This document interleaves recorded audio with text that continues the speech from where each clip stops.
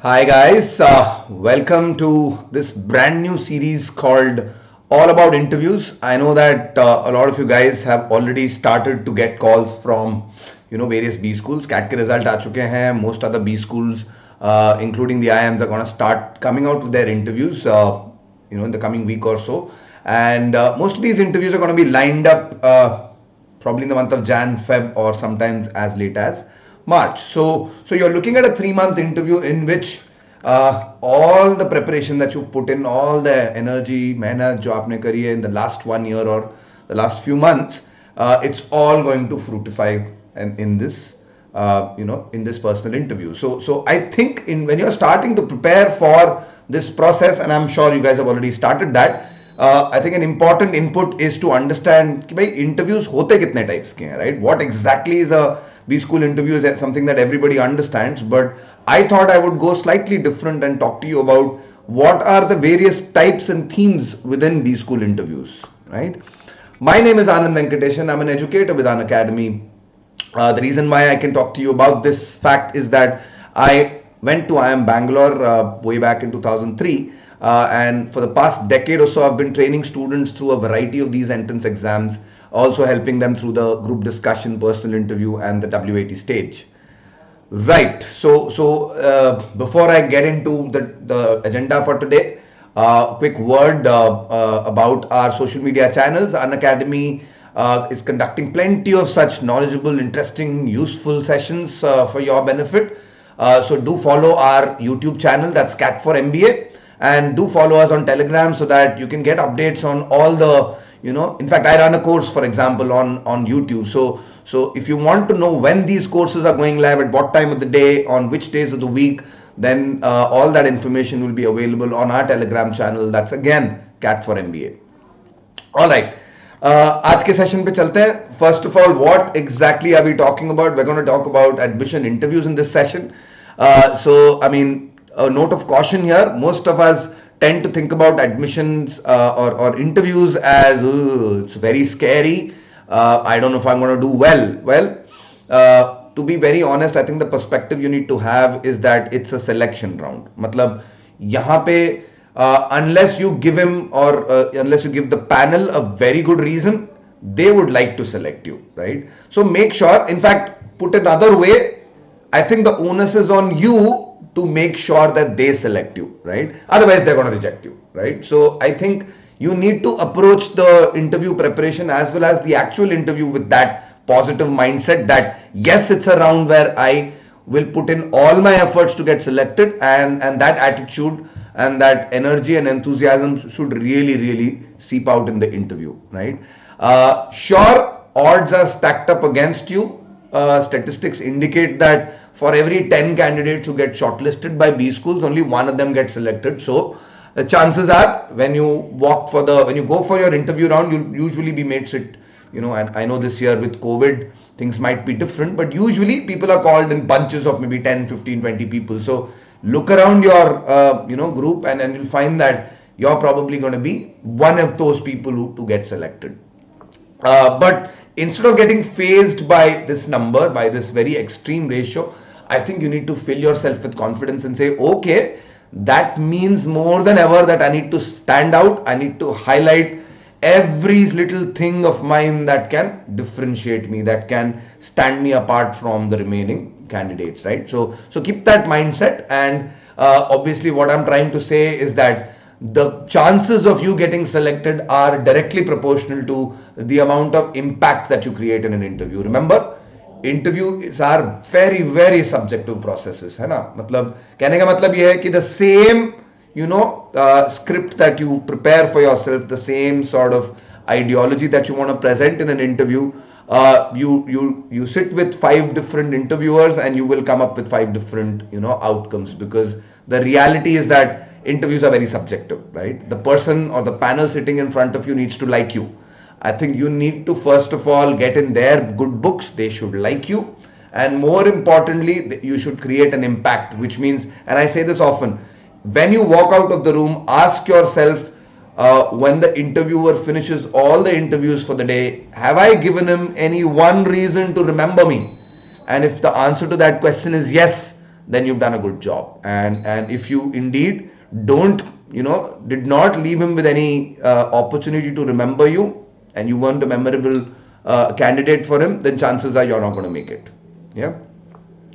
So above all, the one thing that I can definitely say with clarity is that on the actual interview day, you must go in with the mindset of something unexpected is going to happen and I better be prepared for it, right? So having the sense of calm, having a sense of,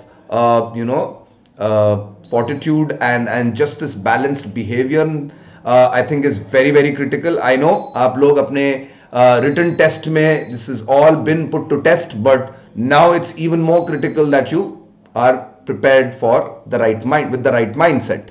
Okay, so let's talk about the kind of interviews that you're going to face. First, and probably the most common interview that people talk about is the stress interview, right? होता क्या है stress interview में? Well, yes, it does look something like this.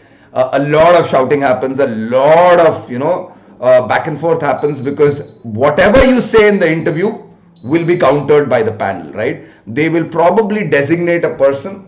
I mean, not that they decide beforehand, but usually one of the interviewers will take the role of a bad cop and the other guy will probably be a good cop. But the objective is to put you under pressure and to see how do you perform, right? Do you buckle? Do you give in? Do you get disappointed and demotivated, or do you stand tall? Do you stand firm? Essentially, I think the stress interview, unlike what most people think, most people tend to think that the stress interview is an unfair tactic.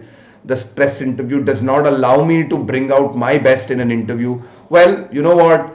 I think that's exactly the purpose of a stress interview, is to put you under stress and to see whether you react positively, right? Do you clam up? Do you freeze? Do you knot up? Or do you maintain your calm and demeanor in the interview, right? Okay. The second interview, also a very, very common one with B school interviews, with B school selections, is called the technical interview, right?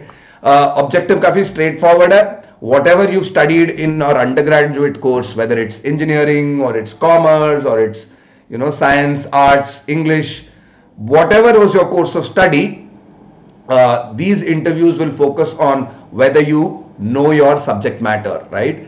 The perspective obviously is that if at an undergraduate level you studied something and you don't remember it, then we don't expect you to really remember what you study at a B school. So probably not a good fit for our B school. The technical interview, ironically, it's at one end, it's also the most commonly occurring type of interview, but at the other end, it's also the least understood kind of an interview, because every year I come across hundreds and thousands of candidates who come to me and say, well, I've done my, graduation a year back or maybe 2 years back. I had 25 subjects in there. If there is a technical interview, how do I prepare all the 25 subjects? And well, honestly, my answer to them is you can't.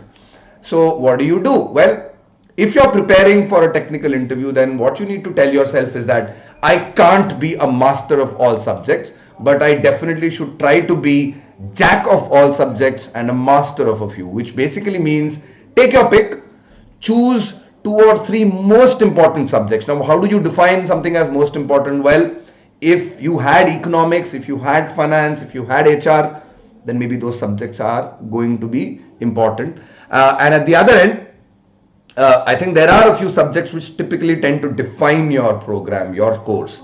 And in the engineering technical fields or in computer science or in philosophy and arts, I'm sure that you'll have an idea of which are the most important 3 subjects or 3 topics. So make sure that you do those in depth.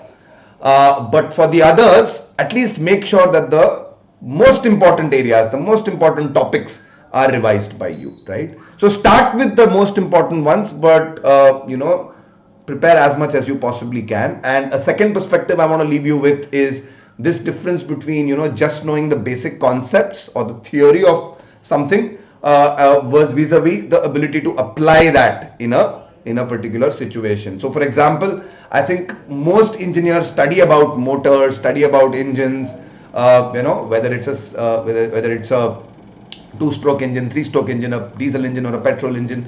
But if in an interview I immediately pose this question about, I mean, one of the most common questions that engineers face is that the interviewer will point at the fan and say, hey, can you tell me what kind of motor goes into that, right? And so you should be expecting that, but you should also expect him or her to go one step further and ask you about some device that we use in day-to-day life. And so I think on engineering and other such hugely applicable programs and courses, I think you should understand the subject matter and not just know the theory. I think you should probably try and understand it. If you don't already know this, I don't know what can save you. Well, another kind of interview is the HR or the situational or even the behavioral interview, right? What happens in these interviews is that the panel typically has somebody from an HR, psychiatry or sociology background, and this person will pose a number of questions which are based on hypothetical situations or based on specific kinds of situations. So for example, a hypothetical situation could be something like, if you were the finance minister and you were in charge of this year's budget, what would you allocate your resources to, and what would be the pecking order in your opinion, right? And the other kind of, if this was a hypothetical situation, but the other kind of question could be, describe a situation where you met failure, when you really were up against the wall, about to fail, and you did something to turn the situation around the next year, and what helped you do that, right? So essentially, it's a question that forces you to introspect, forces you to understand, how you react to situations, forces you to probably go down memory lane and recall some of those key moments in your life that created an impact that changed your perspective. And this introspection is incomplete unless you have a very specific plan of action on how to improve, how to change the status quo. So make sure that you spend as much time in thinking of impactful situations, whether it's you working in teams, whether it's you taking a initiative or a lead in particularly tough times, or at the other end where you did take a lead but still failed, and so on and so forth. But make sure that you also chalk out an action plan for yourself. At the end of the day, it's as important as the situation itself. And final or maybe one of the most one common yet probably confusing type of interview is the case interview, because you really can't prepare for a case interview. It's an interview which is completely open-ended, where your interview panel holds all the cards, and all you can do is have a good structure, right? I think a case interview is something which is very common if you're applying from a consulting background, or you profess an interest in consulting. Then it's very common to have a case interview. But I think you can take a leaf out of consultants here, because what case interviewers are, what an interview panel looks for in a case interview is your ability to take a problem but give it a bit of structure, right? On, okay, if this is a prevailing situation within a company, then how is it that I analyze that situation? How do I generate possible options or possible solutions? Do I use, what kind of criteria do I use to evaluate those possible steps I can take, action plans that I can implement? And at the end of the day, do I have a contingency plan? Do I have a fallback option in case nothing works, right? And every step of the way, I think the use of my understanding of business, my understanding of the corporate world, various facets or domains of a business, I think should come to my rescue. So really speaking, this is a very deep pool, and diving in will take you need to be prepared with case formats and frameworks, but you'll also need to have your wits around you, and I think that's going to be critical to your performance.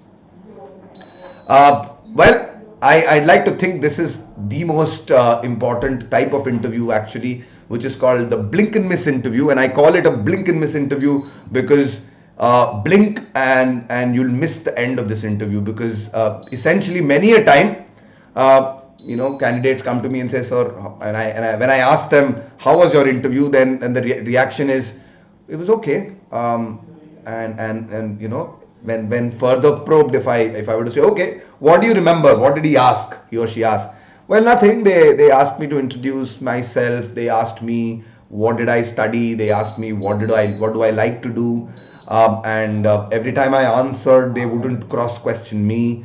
They would accept my answers. I don't think it went off badly. Well, if your interview is like a flat line, and if they do not question any part of your story or narrative in an interview, then that's actually quite bad, because these interviews, and again, why I call them blink and miss is because these interviews typically last about 10 to 15 minutes, right? And remember, I don't mean to say that a 10-minute interview is necessarily bad. I think it's a 10-minute interview which has a flat line and no crests and troughs, right? No high points where you really did well and impressed the interviewer, or low points where some of the questions that were thrown at you, you had no answers or no responses for them. A good interview is one which has crests and troughs, but the crests outnumber the troughs by a huge margin. And a blink and miss interview is probably the worst of them all, because here you were with a chance to impress and all you came out was all flat, right? So make sure that you keep this in mind, that the worst interview is one where you did not create an impression. So please make sure that you are interesting, or you'll just die trying. Yeah.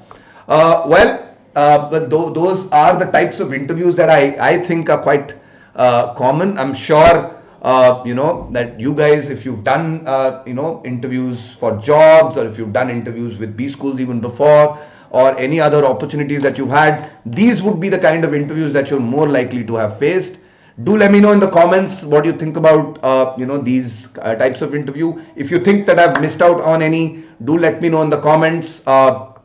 For my part, I'll say keep learning with Unacademy. Take a Plus subscription. It has plenty of attributes that you'd like to pick up. Not the very least is the fact that we have batches that are specifically tailored for your group discussions, personal interviews, and WATs.